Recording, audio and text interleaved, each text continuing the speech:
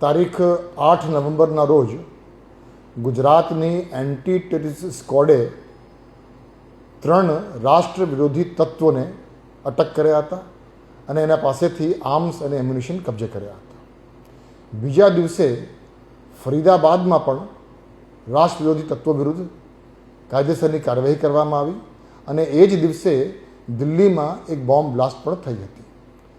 આ સમગ્ર બાબતને ધ્યાનમાં રાખી ગુજરાત પોલીસને સતર્ક કરવામાં આવ્યું અને એક વિડીયો કોન્ફરન્સના માધ્યમથી ગુજરાત રાજ્યના તમામ પોલીસ સ્ટેશનોને સૂચના આપવામાં આવી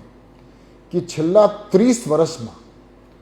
ગુજરાતના વિવિધ પોલીસ સ્ટેશનોમાં જે કંઈ રાષ્ટ્ર વિરોધી તત્વો વિરુદ્ધ ગુનાઓ દાખલ થયા છે એવા તમામ લોકોની ચેકિંગ તાત્કાલિક ચાલુ કરવામાં આવે અને એ પ્રક્રિયા સ્થાનિક પોલીસ સ્ટેશન તરફથી કરવામાં આવી રહી છે. આજે દરેક પોલીસ સ્ટેશનને ફરીથી તાકીદ કરવામાં આવી છે અને સખ્ત સૂચના આપવામાં આવી છે કે આ જે સંપૂર્ણ કામગીરી છે ચેકિંગની, વેરિફિકેશનની, આવતા 100 કલાકમાં એ પ્રક્રિયા પૂર્ણ કરવામાં આવે.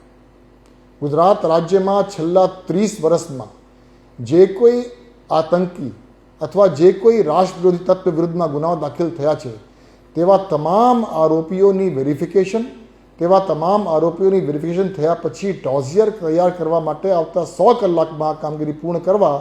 દરેક પોલીસ સ્ટેશનોને સૂચના આપવામાં આવી છે.